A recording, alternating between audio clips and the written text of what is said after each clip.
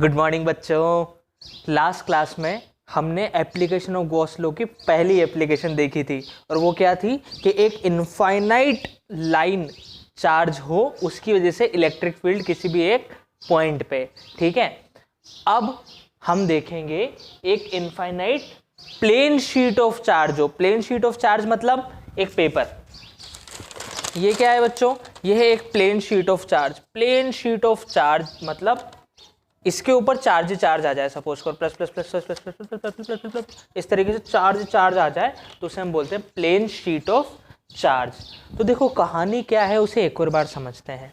दिक्कत ये हुई बच्चों कि हम एक पॉइंट चार्ज की वजह से आर डिस्टेंस पे इलेक्ट्रिक फील्ड जैसे प्लस क्यू है, मुझे यहाँ पी पॉइंट पे इलेक्ट्रिक फील्ड निकालनी है। उसे तो हम निकाल सकते हैं, वो क्या हो जाएगी के क्यू बाय आर स्क्वायर।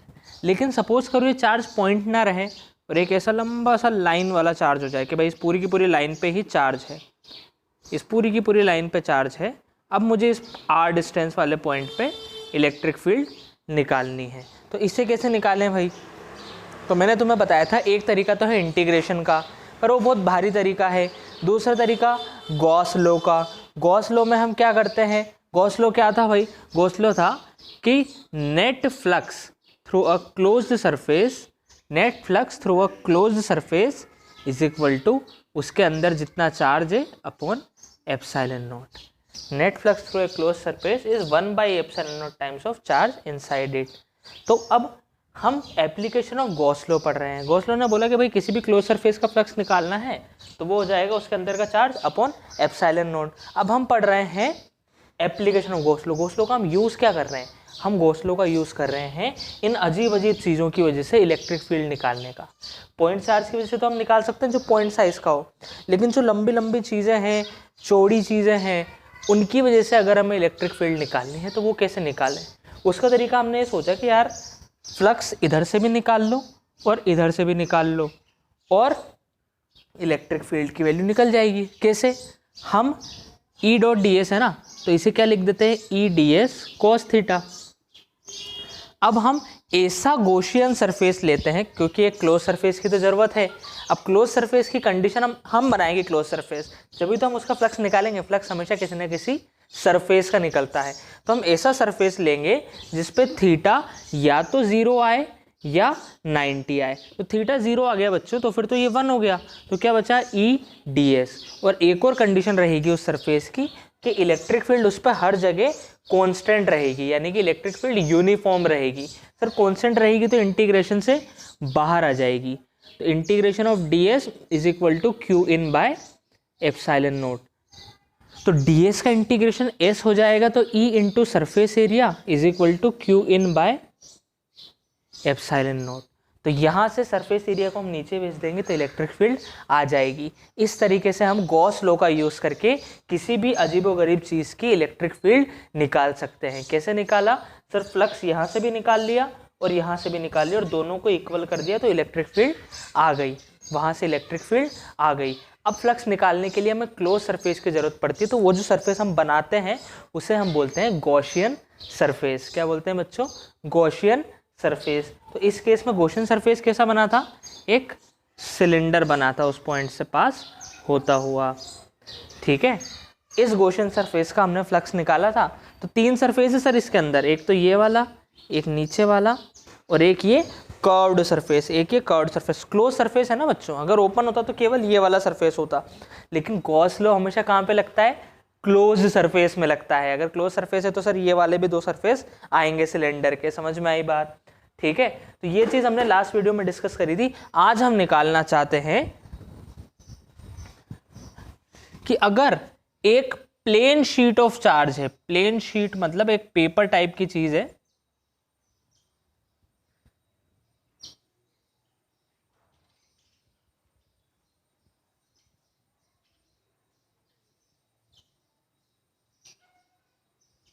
ये देखो एक पेपर टाइप की चीज़ है, बहुत बड़ी, जैसे एक दीवार है अपनी और उसको पूरी की पूरी वॉल को हमने चार्ज कर दिया कि भाई इस पूरी की पूरी वॉल पे positive positive positive positive positive positive positive positive positive positive positive positive positive positive positive ऐसे चार्ज है इसके ऊपर, क्यू चार्ज है।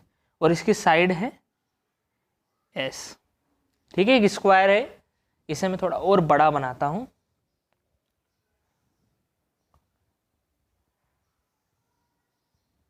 नहीं बनेगा अभी भी बड़ा।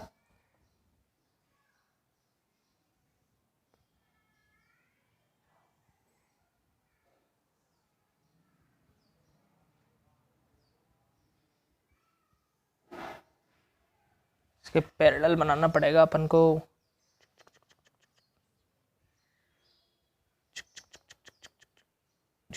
देखो, ये अपना एक पेपर है जो कि ऐसे रखा हुआ है और इस पे चार्ज है पॉजिटिव चार्ज। इसकी साइड अपन को दे रखी है बच्चों, इसकी साइड दे रखी है S।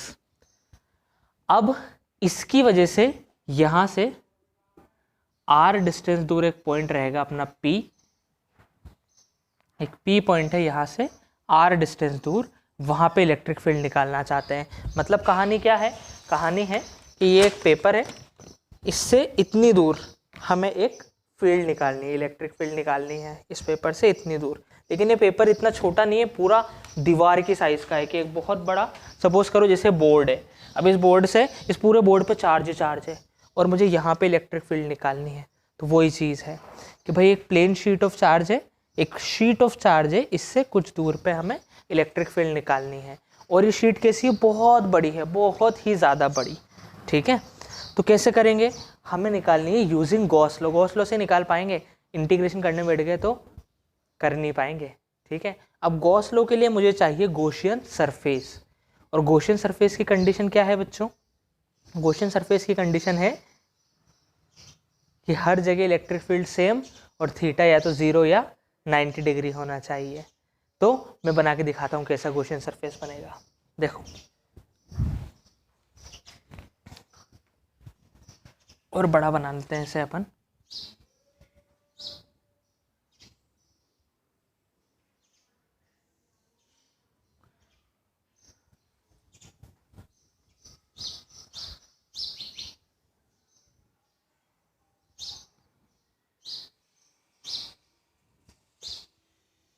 अब ठीक है, देखो अब इस पे चार्ज है।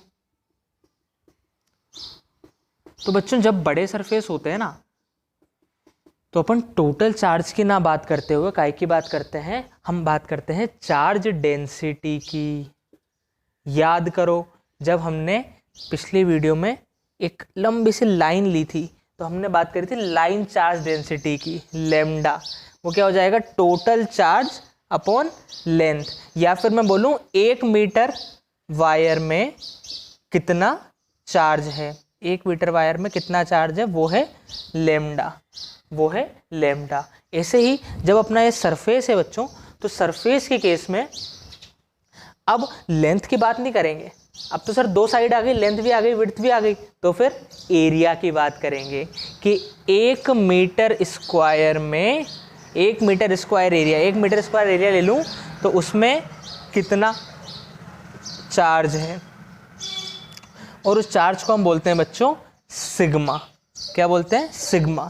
इसे बोलते हैं सरफेस चार्ज डेंसिटी। क्या बोलते हैं? सिग्मा बोलते हैं। 1 मीटर स्क्वायर में कितना चार्ज है, क्योंकि 2D सरफेस हो गया।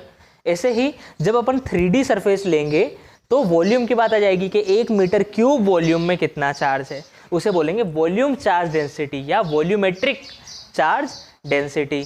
बात समझ में आई? बात समझ में आई बच्चों? ठीक है ना। सेम चीज़ जैसे हमने लाइन चार्ज में ऐसे बात करी थी कि 1 मीटर वायर में, 1 मीटर वायर ले लूँ तो उसमें कितना चार्ज है, वो है लैम्डा, चार्ज अपॉन लेंथ। ऐसे ही सिग्मा क्या हो जाता है? Total charge upon area.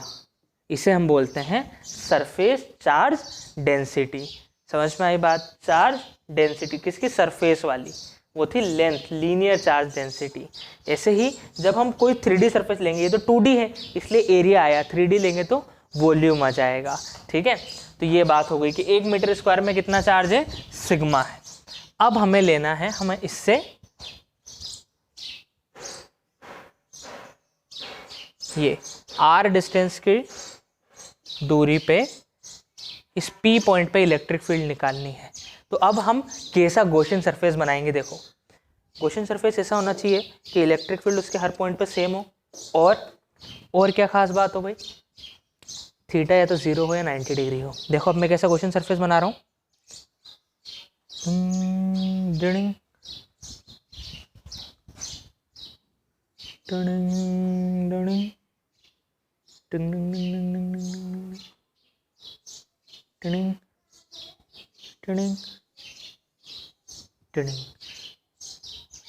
अब इसकी मैं तुम्हें फील दिलाऊं बच्चों, तो ये क्या है, एक ऐसा गॉसियन सरफेस है कि ये पेपर है अपना, ये सरफेस था, ये सरफेस था, पीछे से पतला हो गया यार ये।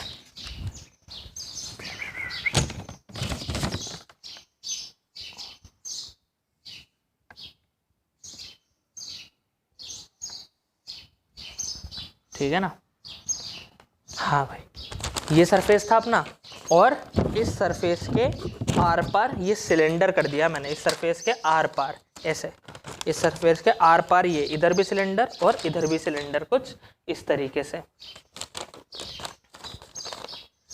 ऐसे। ये है अपना गॉसियन सरफेस, इसको ऐसे पार करते हुए एक सिलेंड्रिकल गॉसियन सरफेस लिया हमने।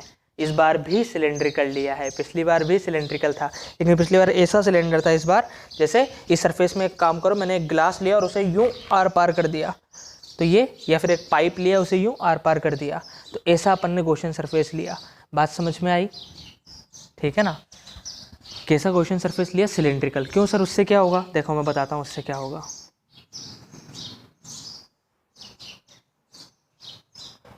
अब देखो इस बात को समझो कि अगर मैं ऐसा सरफेस लेता हूँ बच्चों, plus plus plus plus plus plus plus plus plus plus plus plus plus plus plus, तो इसकी वजह से इलेक्ट्रिक फील्ड कैसे जाती है सर, ऐसी एक प्लेन चार्ज की वजह से इलेक्ट्रिक फील्ड जाती है बच्चों यूनिफॉर्म, ऐसी एक दूसरे से पैरेलल। तो सर अगर हमें हर पॉइंट पे इलेक्ट्रिक फील्ड सेम रखनी है तो अपना सरफेस जो होना चाहिए वो उसके सारे पॉइंट वहाँ से सेम डिस्टेंस पे हो। अब देखो ये जो सर्कल है ना बच्चों, अब इस सिलेंडर के कितने सरफेस है, 3। एक तो ये सर्कल, इसे मैं बोल देता हूँ S1, एक ये वाला सर्कल, इसे मैं बोल देता हूँ S2, और एक ये हो गया अपना कर्व्ड सरफेस एरिया S3। अब तीनों सरफेस की बात करते हैं। सर सिलेंड्रिकल ही गॉसियन सरफेस क्यों लिया, देखो जब मैं पहले सर्कल की बात करता हूँ तो इसका एरिया वेक्टर किधर होगा, सर ये ऐसा है सर्कल, तो इसका एरिया वेक्टर से बाहर की तरफ होगा, तो इसका एरिया वेक्टर होगा इस तरफ, ये हो गया इसका एरिया वेक्टर।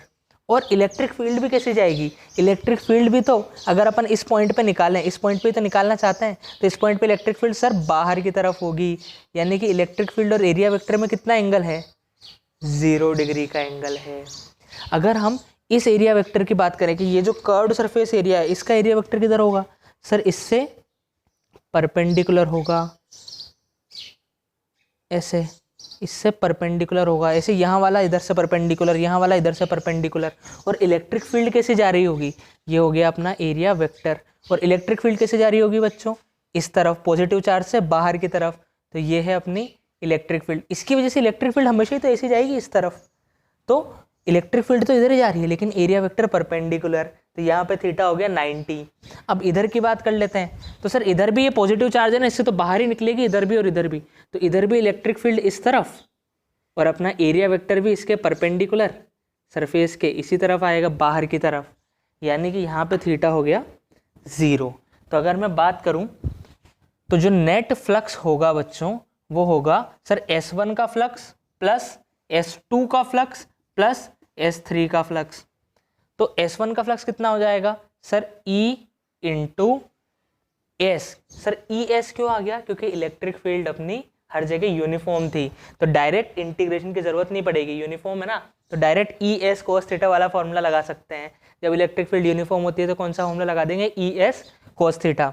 तो E इंटू S1, इसका एरिया क्या हो जाएगा सर, इसकी रेडियस मान ली अपन ने R, पाई R स्क्वायर, ठीक है ना, कैपिटल R, तो पाई R square into cos 0 degree plus S2 का कितना हो जाएगा sir, E into pi R square, उसका भी वही एरिया है, सिलेंडर है ना, इधर का जितना सर्कल का एरिया उतना ही उधर का, इंटू कितना एंगल है 0 degree, plus E into S3 का कितना हो जाएगा भाई, कर्व्ड सरफेस एरिया, तो 2 पाई r, इसकी लेंथ मान ली मैंने L, 2 पाई r L, और एंगल कितना है 90, कोस 90 0 हो जाएगा, तो ये पूरा का पूरा क्या हो गया 0। तो ये हो गया बच्चों E into pi r square plus E into pi r square. तो E पाई r स्क्वायर कॉमन ले लिया, क्या बचा इधर 1 + 1, यानी कि अपना बच गया 2E पाई r स्क्वायर। यह आया अपना नेट फ्लक्स, यह आया अपना नेट फ्लक्स। ठीक है, नोट कर लो इतना, ये अपन ने एक तरफ से निकाला। हमें गॉस लॉ पता है कि close integral E dot ds is equal to Q in by epsilon naught, तो अपन ने इधर से फ्लक्स निकाल लिया और वो कितना आ गया 2E into pi r square. अब उस तरफ से भी निकालेंगे कि नेट फ्लक्स कितना आएगा, ठीक है ना। तो इसे नोट कर लो, जल्दी से नोट करो, 1 2 3 डायग्राम बना लो और नोट करो।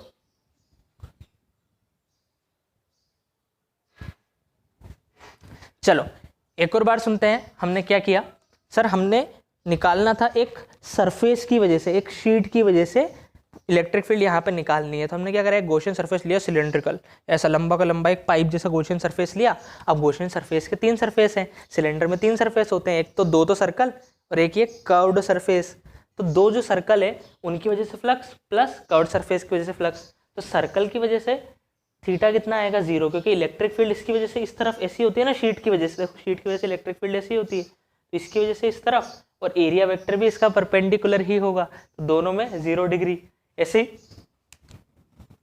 इस तरफ भी थीटा 0 और इसका थीटा आ जाएगा 90 डिग्री, तो इसका फ्लक्स 0 हो गया, बाकी दोनों का ऐड हो गया, तो कितना आ गया 2E into pi r square. ठीक है, नोट कर लो। चलो अब आगे बढ़ते हैं।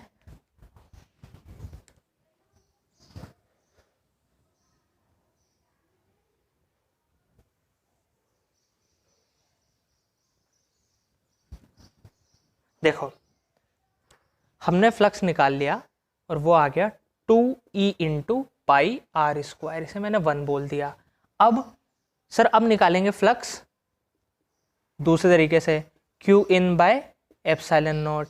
ये किसने बोला, ये गॉस बाबा ने बोला। गॉस बाबा ने बोला कि भाई नेट फ्लक्स हो जाता है Q in by epsilon not, यानी कि इस गॉसियन सरफेस के अंदर कितना चार्ज है, इस गॉसियन सरफेस के अंदर कितना चार्ज है। यहाँ पे कोई चार्ज है क्या, नहीं है। यहाँ पे कोई चार्ज है क्या, नहीं है। बस ये जो इतना एरिया आ रहा है ना बच्चों, इसमें अपना चार्ज आ रहा है, क्योंकि सारा चार्ज तो यहीं बैठा है। ये जो इतना एरिया आ रहा है जिसमें इसे काट रहा है, वहीं तो सारा चार्ज है। ये शीट वहीं तो आ रही है, प्लस प्लस प्लस प्लस, सारा चार्ज ही वहीं पे है।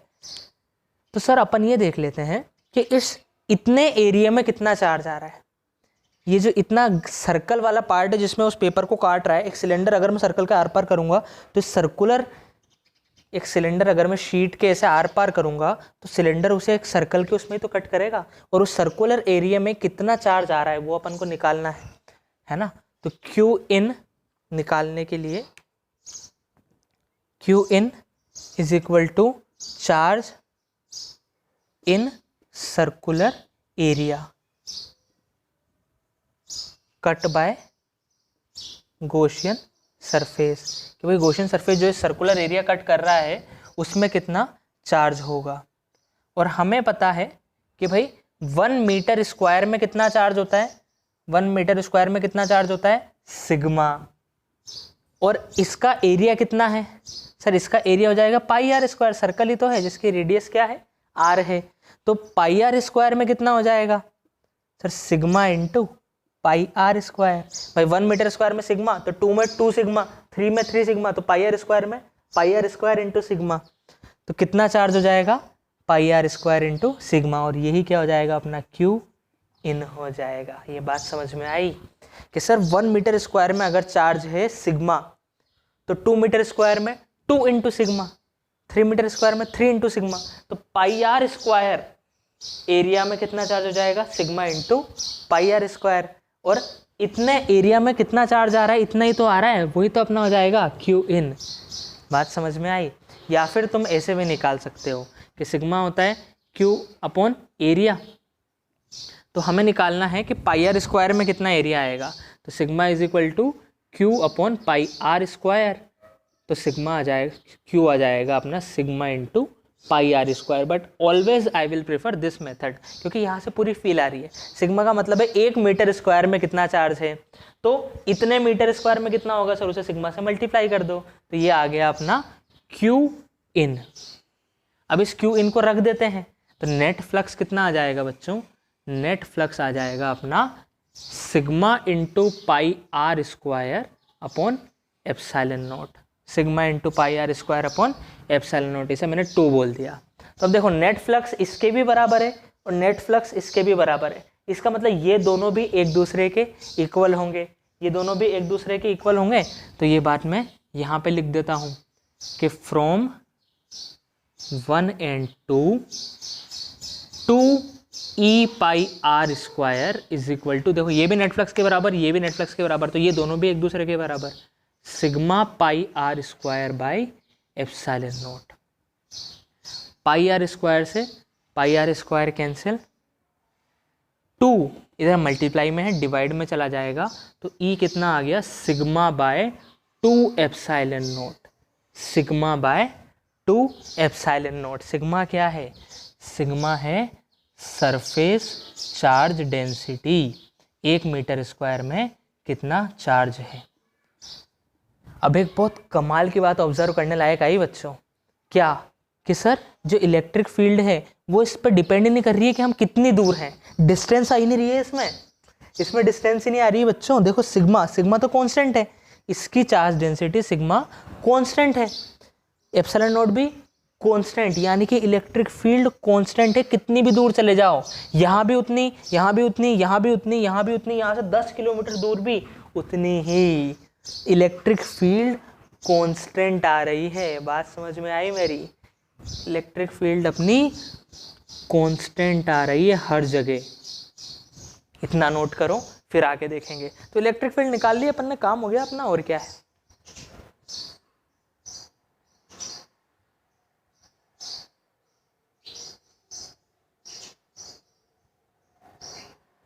Sigma by 2 epsilon naught, sigma by 2 epsilon not. ये याद रखना है भाई कि एक प्लेन शीट की वजह से कितनी इलेक्ट्रिक फील्ड आती है, सिग्मा बाय 2 एप्सिलॉन नॉट।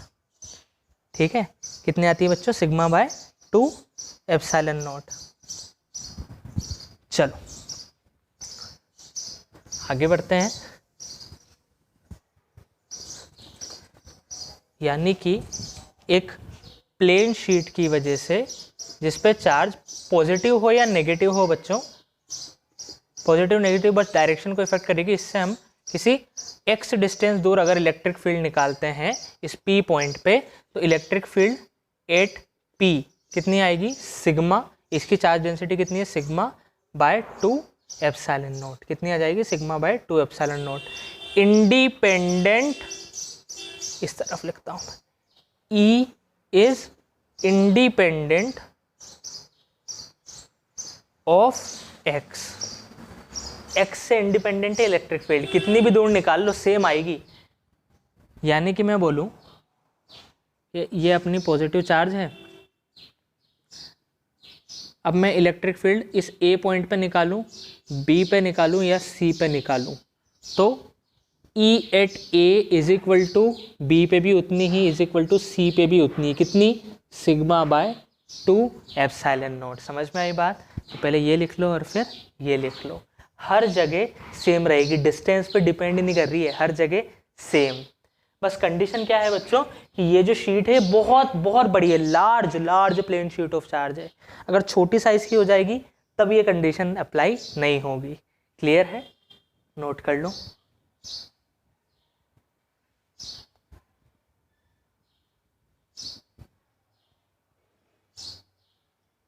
चलो अब एक बार पूरी कहानी वापस से रिवाइज कर लेते हैं कि हमने क्या किया, है ना।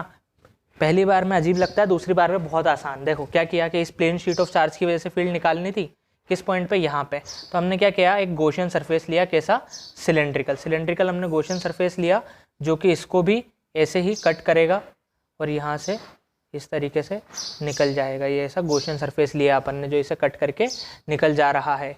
अब इसके 3 सरफेस होंगे S1, S2, S3, या इसे S3 बोल देते हैं और इसे S2 बोल देते हैं। तो S1 की वजह से एरिया वेक्टर इस तरफ और फील्ड भी इस तरफ, तो थीटा हो गया 0।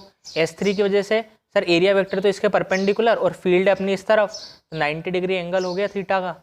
और इस तरफ सर फील्ड भी इस तरफ और एरिया वेक्टर भी इस तरफ, तो थीटा हो गया 0। तो जब अपन फ्लक्स निकालेंगे नेट फ्लक्स वो हो जाएगा सर, इसका फ्लक्स कितना होगा, S1 का प्लस S2 का प्लस S3 का।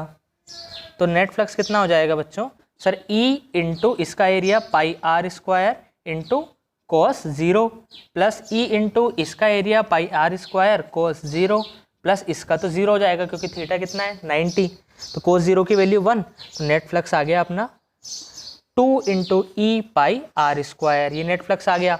अब गॉस लॉ से निकालते हैं, phi net is equal to Q in by epsilon not.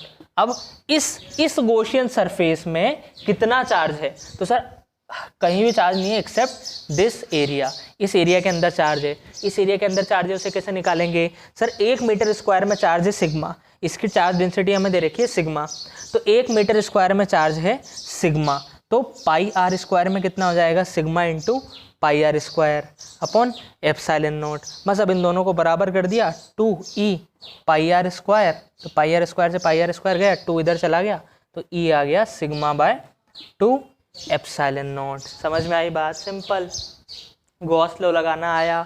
ठीक है, अभी मैं तुमसे बिल्कुल एक्सपेक्ट नहीं करूंगा कि तुम्हें गॉसियन सरफेस बनाना आ जाए। अभी तुम्हें याद रखना है कि भाई अगर इनफाइनाइट लाइन चार्ज है तो फिर गॉसियन सरफेस ऐसा सिलेंडर होगा, अगर प्लेन शीट ऑफ चार्ज है तो गॉसियन सरफेस ऐसा होगा। ठीक है, एक टाइम आएगा जब हम, मेरी तुमसे ये एक्सपेक्टेशन हो जाएगी तुम भी खुद से कोई सा भी गिवन सरफेस दिया हो या वॉल्यूम दिया हो तुम उसका गॉसियन सरफेस बना लोगे। लेकिन अभी मैं तुमसे बस यही बोल रहा हूँ क्योंकि ये कुछ हमारी एनसीईआरटी में दे रखे हैं डेरिवेशन, तो ये हमें याद रखना है। तो इसमें ध्यान ही रख लो कि भाई प्लेन शीट में कैसा गॉसियन सरफेस बनेगा ऐसा, और फील्ड क्या आएगी sigma by 2 epsilon not. Wire की वजह से कितनी आती थी बच्चों, वायर की वजह से आती थी 2k lambda by are. Lambda क्या था, लीनियर चार्ज डेंसिटी, और आर क्या था, डिस्टेंस। ये डिस्टेंस पे डिपेंड कर रहा था कितनी दूर है, लेकिन ये डिस्टेंस पे डिपेंड नहीं कर रहा है। समझ में आई बात, ठीक है। चलो अब एक क्वेश्चन कर लेते हैं इस पे।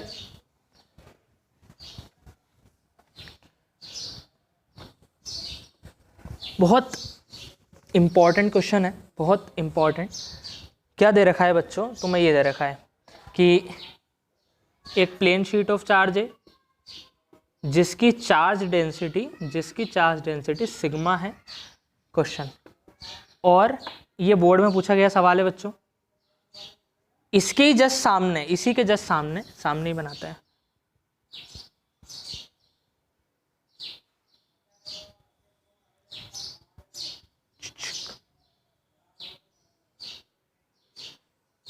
ठीक है, इसी के जस्ट सामने एक और प्लेन शीट ऑफ चार्ज रखी गई है जिसकी चार्ज डेंसिटी है माइनस सिग्मा। ठीक है, तो अब तुमसे पूछा जा रहा है कि भाई एक तो इस P पॉइंट पे निकालो इलेक्ट्रिक फील्ड, एक इस तरफ Q पॉइंट पे निकालो और एक R पे निकालो। Find E at P, Q and R। अब देखो कैसे निकालेंगे। सर मुझे ये पता है कि प्लेन शीट ऑफ चार्ज की वजह से इलेक्ट्रिक फील्ड होती है sigma by 2 epsilon naught. Plane sheet of charge की वजह से इलेक्ट्रिक फील्ड कितनी होती है, सिग्मा बाय 2 एप्सिलॉन नॉट। लेकिन यहाँ 2 प्लेन शीट ऑफ चार्ज है, तो दोनों की वजह से निकाल लो। इलेक्ट्रिक फील्ड है, साइन कभी भी नहीं रखना है, साइन कभी भी नहीं रखना है, इलेक्ट्रिक फील्ड हो या फोर्स हो। ठीक है, हम डायरेक्शन देखेंगे। मुझे बताओ सबसे पहले P पे निकालते हैं। तो सर P पे निकालेंगे तो पॉजिटिव चार्ज की वजह से किधर होगी इलेक्ट्रिक फील्ड, इससे दूर जाती हुई, और नेगेटिव चार्ज की वजह से सर उसकी तरफ आती हुई, यानी कि दोनों की डायरेक्शन सेम होगी। अगर इसे मैं 1 बोल दूं और इसे 2 बोल दूं तो E1 भी इधर और E2 भी इधर, हाँ या ना। पॉजिटिव चार्ज की वजह से उससे दूर जाती हुई, जैसे ये पॉजिटिव ये नेगेटिव, पॉजिटिव की उससे दूर जाती हुई, नेगेटिव की उसकी तरफ आती हुई, दोनों सेम डायरेक्शन में। यानी कि मैं ये बात बोल सकता हूँ कि E at P is equal to E1 plus E2, दोनों इलेक्ट्रिक फील्ड ऐड होगी और दोनों का मैग्नीट्यूड रखना है बच्चों, साइन कभी नहीं रखना है इलेक्ट्रिक फील्ड में। दोनों ऐड होगी तो इधर की वजह से कितनी है सिग्मा बाय 2 एप्सिलॉन नॉट, इसकी वजह से कितनी है सिग्मा बाय 2 एप्सिलॉन नॉट, तो ये कितनी आ जाएगी बच्चों, sir sigma by 2 epsilon not common ले लिया 1 + 1 यानी कि 2 से 2 cancel, sigma by epsilon naught. Sign इसलिए नहीं लेना है बच्चों क्योंकि साइन डायरेक्शन की ही बात करता है, तो वो कंफ्यूज कर देगा बहुत बुरी तरीके से, इसलिए जब भी हम वेक्टर क्वांटिटी की बात करें साइन मत लो, डायरेक्शन देखो, ठीक है। तो कितनी आ गई electric field sigma by epsilon not. ये बहुत इंपॉर्टेंट है, ये जब हम कैपेसिटर पढ़ेंगे वहाँ भी ये बात आएगी कि बेसिकली एक कैपेसिटर ही है, सेकंड चैप्टर में हम पढ़ेंगे ये चीज़, ठीक है। तो P पे आई इलेक्ट्रिक फील्ड अपनी sigma by epsilon not. Q पे देखो सर, Q पे इसकी वजह से इसकी तरफ E2 और प्लस की वजह से दूर, यानी कि मैं बोल सकता हूँ कि E8Q होगी E1 माइनस E2। तो E1 कितना है sigma by 2 epsilon not, E2 कितना है सिग्मा बाय 2 एप्सिलॉन नॉट, तो कितना आ गया 0। ऐसे ही ER की बात करें बच्चों तो प्लस की वजह से इधर, माइनस की वजह से इस तरफ, तो दोनों कैंसिल कर देंगे तो ER भी कितना आ जाएगा 0, क्योंकि इलेक्ट्रिक फील्ड तो सेम है ना हर जगह, वो डिस्टेंस पे डिपेंड ही नहीं करती है। समझ में आई बात, ठीक है। कभी कभी वो थोड़ा सा वेरिएशन देने के लिए क्या कर देंगे बच्चों कि इसे सिग्मा 1 बोल देंगे और इसे सिग्मा 2 बोल देंगे, तो यहाँ क्या आ जाएगा सिग्मा 1 प्लस सिग्मा 2, यहाँ जाएगा सिग्मा 1 माइनस सिग्मा 2, बस इतना अंतर आएगा, 0 नहीं होएगी। क्लियर है बात, ठीक है। अच्छा अब तुम्हारा होमवर्क, इसे नोट करो, फिर तुम्हें होमवर्क देता हूँ मैं, इसे नोट कर लो फिर मैं होमवर्क देता हूँ।